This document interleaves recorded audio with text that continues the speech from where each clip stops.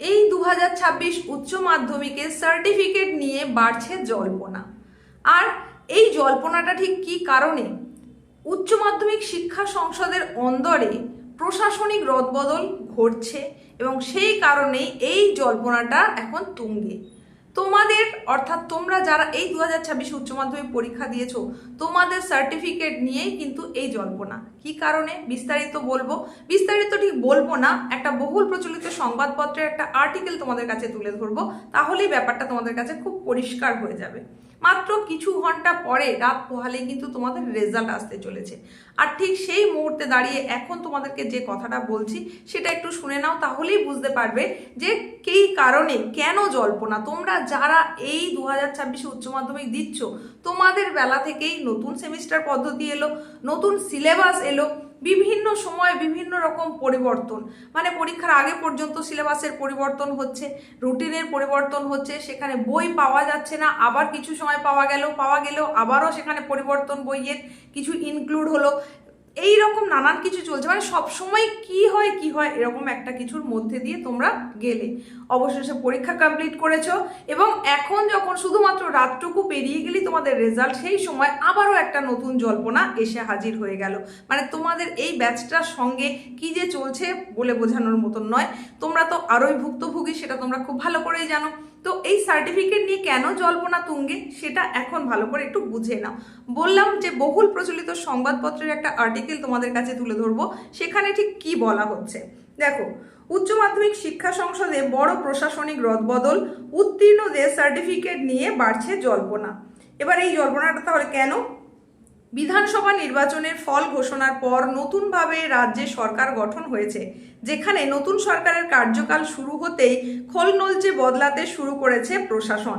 সোমবার মন্ত্রিসভার প্রথম বৈঠক ছেড়ে আগামী দিনে পরিকল্পনা ঘোষণা করেছেন রাজ্যের নতুন মুখ্যমন্ত্রী।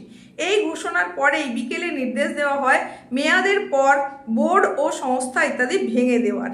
এরপরে শুরু হয় ইস্তফার পালা, আর সেখানেই ওঠে উচ্চ মাধ্যমিকের প্রশ্ন। যদিও বিধানসভা ভোটের আবহে 2026 উচ্চ মাধ্যমিকের চূড়ান্ত তথা চতুর্থ সেমিস্টারের পরীক্ষা শুরু হয়েছিল 12ই ফেব্রুয়ারি, একই সঙ্গে চলে পুরনো পদ্ধতির পরীক্ষা এবং তৃতীয় সেমিস্টারের সাপ্লিমেন্টারি। আগামী 14ই মে উচ্চ মাধ্যমিকের চূড়ান্ত ফল প্রকাশের কথা, তবে এরই মাঝে শুরু হয় ইস্তফার পালা, যার ফলে প্রশ্ন উঠেছে উচ্চ মাধ্যমিক নিয়ে। আগামী 14ই মে সকাল 10:30 ফল ঘোষণা করবেন উচ্চ মাধ্যমিক শিক্ষা সংসদের বিদায়ী সভাপতি পার্থ কর্মকারী। এই দায়িত্ব তাকেই দিয়েছেন কর্তৃপক্ষ। সেখানে মঙ্গলবার পার্থ কর্মকার বলেন, আমি একজন সরকারি আধিকারিক, সরকার যেখানে কাজ করতে বলবে সেখানেই কাজ করব।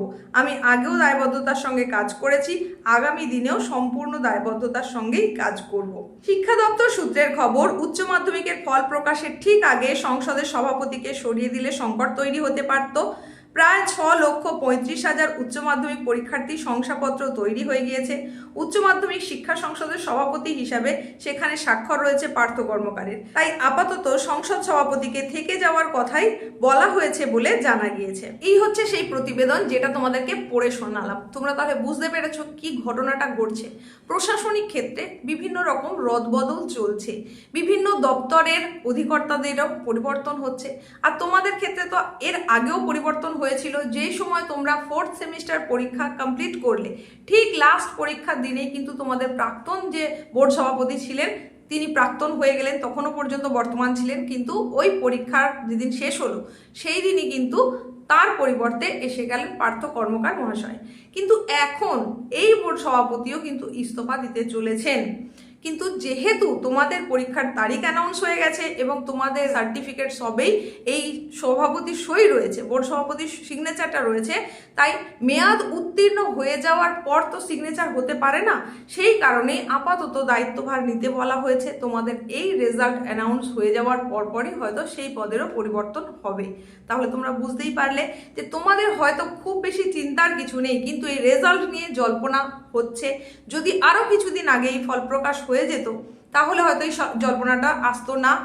বা এরকম হতে পারতো যে তোমাদের রেজাল্টের হয়তো আরো দেরি আছে, তাহলে হয়তো এই জল্পনাটা আসতে পারতো না। তো এখন যে নতুন একটা সময় চলেছে, নতুন রাজ্য সরকার গঠন, প্রশাসনিক পদের রদবদল, তো সেই কারণেই এই রকম একটা জল্পনা উঠেছে। কিন্তু সেখান থেকে সারবত্তা যেটা উঠে এলো সেটা হচ্ছে তোমাদের জন্য আপাতত কোনো ভয়ের কিছু নেই, যা কিছু যেমন চলছিল সেরকমই চলবে।